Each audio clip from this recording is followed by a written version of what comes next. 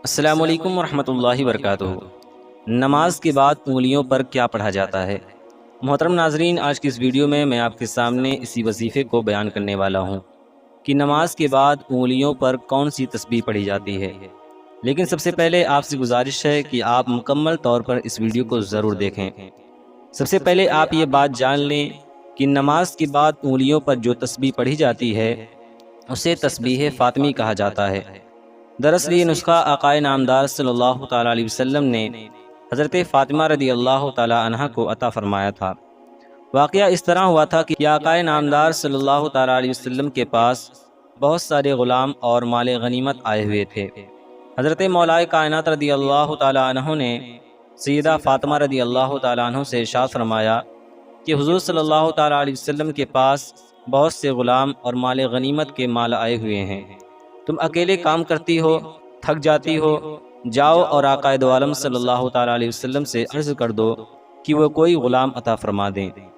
حضرت فاطمہ رضی اللہ تعالیٰ عنہ جانا نہیں چاہتی تھیں، لیکن مولا کائنات رضی اللہ تعالیٰ عنہ کے اصرار کی وجہ سے بار بار جب آپ نے کہا تو وہ حضور صلی اللہ تعالیٰ علیہ وسلم کی خدمت میں حاضر ہوئیں اور عرض کیا، یا رسول اللہ صلی اللہ تعالیٰ علیہ وسلم، کام کرتے کرتے میں تھک جاتی ہوں، ہاتھوں میں چھالے پڑ جاتے ہیں اور پھر کنویں سے پانی نکالنا رہتا ہے، بہت ساری مشقتیں ہیں، اگر آپ اپنی جانب سے ایک غلام عطا کر دیں تو ہمارے کام میں آسانی ہوگی اور میری دقتیں کچھ دور ہو جائیں گی۔ آقائے دو عالم صلی اللہ تعالیٰ علیہ وسلم نے اس وقت تاریخی جملہ ارشاد فرمایا تھا، حضور صلی اللہ تعالیٰ علیہ وسلم نے ارشاد فرمایا تھا، فاطمہ ابھی بدر میں جو حضرات شہید ہوئے ہیں پہلے میں اس حق کو ادا کر دوں۔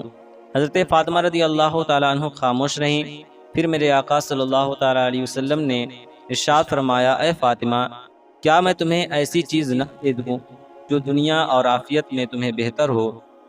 انہوں نے عرض کی، یا رسول اللہ صلی اللہ تعالیٰ علیہ وسلم، اس سے بڑی نعمت اور کیا ہو سکتی ہے، آپ جو عطا فرما دیں۔